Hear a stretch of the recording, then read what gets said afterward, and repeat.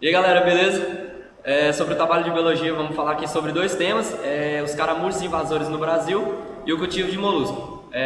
O grupo é composto por Lucas, Flávio, Wilken, Mikael, Wilson e Adis. E agora o Flávio vai começar falando sobre os caramujos invasores no Brasil. Os caramujos invasores no Brasil, o nome científico de Achatina fulica, é um dos caramujos onde transmitem várias doenças. Essas doenças algumas são letais e outras não, mas eu vou deixar para falar um pouquinho mais no final.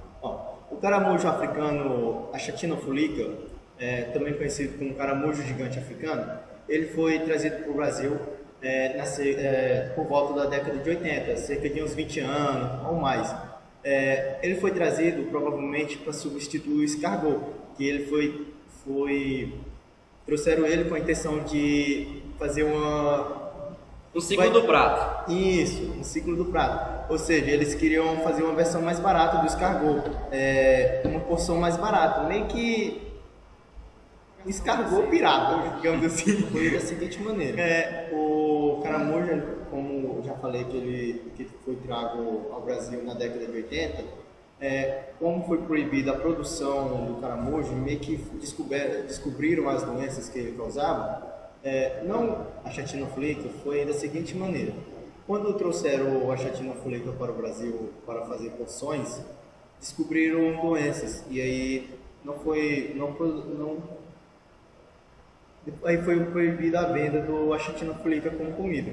Ou seja, os produtores, os criadores de caramujo, eles tiveram que se livrar destes caramujos.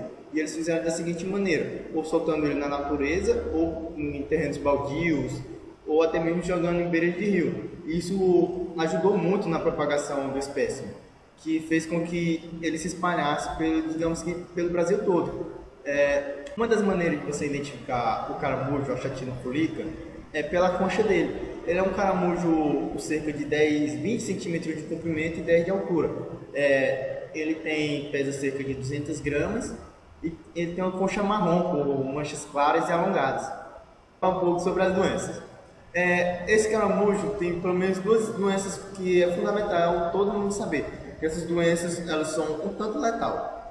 São elas. Essa doença aqui, ela tem os sintomas de dor de cabeça forte e constante, rigidez na nuca e distúrbios do sistema nervoso. Essa segunda doença aqui, cujo nome é muito complicado, ela tem os sintomas de dor de cabeça, dor abdominal, febre prolongada, anexia e vômitos.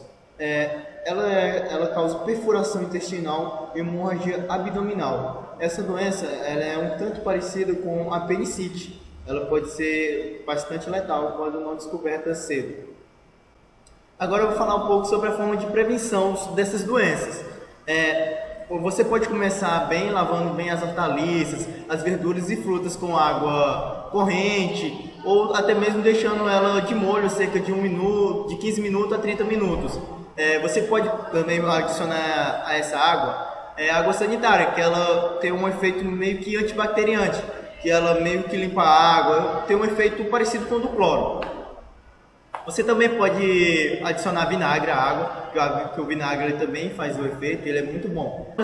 Não transportá-los nem jogá-los vivos em terrenos baldios, ruas e matas, é um meio de você prevenir a propagação desse caramujo. Você previne, impede, você retarda a propagação dele. Você vai ajudar a cair a quantidade que a gente tem hoje. Você vai ajudar a acabar com essa praga. Ela é uma praga porque, como ela foi traga para o Brasil, ela não tem nenhum predador natural, ou seja, ela é um bicho que come quase de tudo, quase todos os vegetais, e não tem nenhum predador natural. Isso ajuda bastante a propagação dele. E claro, não tocar em caramujo sem proteção, porque muitas das vezes você pega nele, passa a mão no olho, passa a mão na boca, pega em outros objetos na casa e assim você vai propagando mais as bactérias e fica mais difícil de você fazer. Agora eu vou falar sobre o cultivo de molusco, que eu não lembro o lugar onde é. Você lembra, Flávio? Acho que Santa Catarina, por volta de 1990. Obrigado por lembrar. O cultivo de molusco ele está envolvido em várias áreas. que nelas estão maricultura, piscicultura, mitilicultura, ostreicultura, carnicultura, algacultura e piscicultura. No caso eu vou falar sobre 4 só, que são piscicultura, algacultura, carnicultura e maricultura. A maricultura ela se consiste em compreender as atividades humanas que são desenvolvidas nos ambientes aquáticos de água salgada, ou seja, no mar. Ela é um cultivo de organismos aquáticos de formas artificial, que em vez que se dá forma espontânea na natureza, ou seja, o ambiente em que é tratado esse cultivo ele é controlado pelo homem, ou seja, tem todo um sistema em que o homem prepara para se fazer o cultivo dos moluscos, vamos dizer assim. Os cultivos mais importantes atualmente são os peixes, que são a piscicultura, que eu vou falar um pouquinho mais à frente. Entre elas está o cultivo de peixe e a perfeição deles, piscicultura, e o cultivo de ossos, que são ostreiculturas, e o cultivo de camarões também, que são envolvidos várias espécies em uma só, como se diz, em uma só rede, vamos dizer assim. Agora eu vou entrar mais no assunto da carnicultura. Dentro da maricultura, temos o chamado cultivo de camarões, que possui um nome técnico de carnicultura. No Brasil foi introduzida a espécie... Essa aqui que vai aparecer agora, que é muito complicado, eu não sei falar. Importada da costa oeste do Pacífico, que são os organismos mais exóticos e mais resistentes do que a espécie nativa do litoral brasileiro. Ou seja, para eles terem uma grande variedade de espécies de cultivo aqui no Brasil, eles trouxeram de outro lugar e tentaram fazer uma adaptação para que não acabasse com a espécie aqui e para continuar o cultivo. A carnicultura ela ocupa áreas de restinga e mangues, que são mais, obviamente, no mangue e no mar, que também são situados em rios, que são mais fáceis para o homem fazer o cultivo mais fácil acesso para o homem fazer o cultivo, caracterizando assim uma atividade com alto investimento. Como vocês podem ver, nem sei se todos aqui já foi em praias com mar e tal, mas como se diz, a comida mais nativa que tem são os ouriços do mar, que são camarões, ostras, lula, que mais? Caranguejo, isso. E várias outras por aí, que são muitos. E também, tanto no início do empreendimento como na confecção de tanques, que lógico, eles têm que ter uma infraestrutura bem grande para poder fazer um sistema. Porque se você parar para pensar, quem vai mexer com um negócio desse, ele tem que ter uma infraestrutura muito grande, também tem um investimento muito alto, porque você não vai vender poucos, você tem que ter uma rede grande que vai fornecer grandes produtores, e por aí vai. Pouco não dá lucro, né? Isso, pouco não dá lucro. Agora eu vou entrar mais no assunto da algacultura. Um dos novos segmentos da maricultura é o cultivo de algas, que atualmente existe em quase todo o mundo cerca de 15,1 milhões de toneladas, gerando lucros de 7,2 milhões de dólares, ou seja, não são em reais, vocês podem fazer a conta aí que com certeza vai ser triplicado o valor, porque é em dólar. O cultivo das algas é importante, pois poderão ser usados como fonte de alimento, tanto para nós humanos quanto para outros cultivos de diversos organismos, ou seja, as algas elas não são comestíveis somente pelos humanos, assim como existem no mar aqueles corais, que também tem outros seres organismos que aproveitam das águas para poder sobreviver. Agora eu vou entrar mais no assunto da piscicultura, que como eu falei no começo do vídeo, era sobre o cultivo de peixe. A piscicultura, o cultivo de peixe, surgiu na China há 4.000 anos atrás, a partir de observações de peixes no ambiente natural, ou seja, para eles fazer um investimento desse, mexer com peixe, porque não é fácil você entender o mundo em que um outro animal vive, ou seja, você tem que ter todo um estudo e preparar um ambiente para que ele se sinta, como se dizer, no habitat natural dele, e que isso pode levar anos e anos até que você chegue num aspecto e você vai falar que é ideal para fazer o cultivo. Possui vantagens em você fazer esse sistema de piscicultura em áreas improdutivas e com baixo rendimento agropecuário, porque hoje em dia aqui no Tocantins tem muitas pessoas que eles fazem um projeto na prefeitura de criação de peixes em tanques, que é o peixe chamado tambaqui, muito parecido com a pacu e a caranha. Isso. Ele é um peixe de reservatório, vamos dizer assim, e que ele pode ser criado em reservatórios não bem pequenos e também nem muito grandes, mas pode ser feito, para quem tem um local muito grande, pode ser feito um tanque e assim você começar a fazer o cultivo desse peixe. A produção é relativamente grande em função da área utilizada em retorno de capital investido em pouco tempo, ou seja, quem produz os peixes, ele pode ter um retorno muito mais rápido do que quem mexe com a maricultura, não, com quem mexe a carnicultura, que são camarões, algas e por aí vai. Como vocês puderam perceber, eu falei das três mais comuns, como é que você vai dizer? Modalidades de cultivo de molusco. Agora o Flávio ele vai falar sobre como são feitas essas estruturas para fazer um sistema de cultivo e que também são usados aqui no Brasil. Vou começar falando sobre o sistema de cultivo mais conhecido como varal, onde é uma corda longa com uma estrutura de madeira. É parecido mais ou menos com um giral, onde tem várias camadas de redes e é guardado os moluscos dentro dessas camadas, dentro desses compartimentos.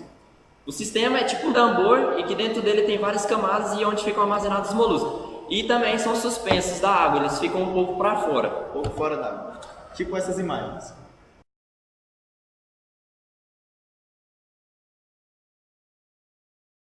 Já o sistema longline, ou mais conhecido popularmente como sistema de espinhéis, é um sistema onde tem uma corda muito longa, uma corda muito extensa. Central, isso.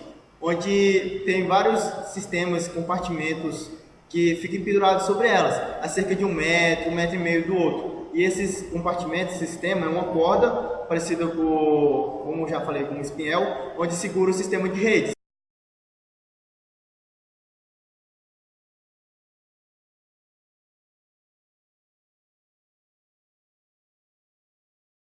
Já o sistema de balsa já é uma estrutura mais ampla, mais ampla sobre o nível do mar. Ela abrange um espaço maior do que costumam ser as outras redes, entendeu?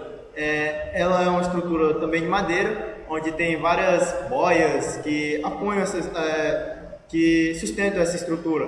Que nessa estrutura também tem o mesmo sistema do espinhel, parecido, né? Onde ficam pendurados os sistemas de redes. Um exemplo bem básico dessas balsas, que eu vou botar a imagem aqui agora, é conhecido ali na nossa praia, Praia da Graciosa, os flutuantes. São tambores embaixo que faz a sustentação de uma grade por cima, uma grade de madeira, de ferro. Só que eles costumam usar grade de ferro, porque a de madeira pode, com o tempo, a criação de algas e pode acabar apodrecendo a rede. Aí eles colocam os flutuadores no canto para não deixar afundar. O exemplo é os flutuantes ali na praia, que também são tambores embaixo e que fazem a sustentação da rede. Como essas imagens aqui, ó. Eu vou falar sobre as características gerais dos crustáceos. Os crustáceos os principais são os siri, os caranguejos e lagostas. Também tem os tatus e jardins. Os crustáceos, a maioria deles são aquáticos.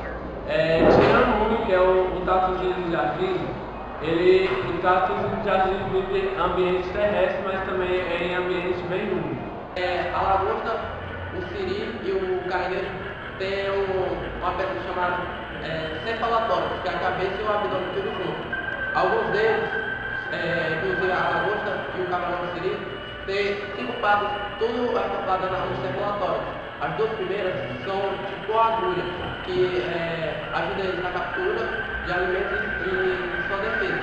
O siri, a última pata dele é a chanada, que ajuda a nadar, que serve tipo um remo, que serve para se movimentar embaixo do mar. A respiração é feita por brânquias, ramificações, que elas ficam situadas na base das pernas. Beleza? Essa foi a nossa apresentação. Falou, até mais!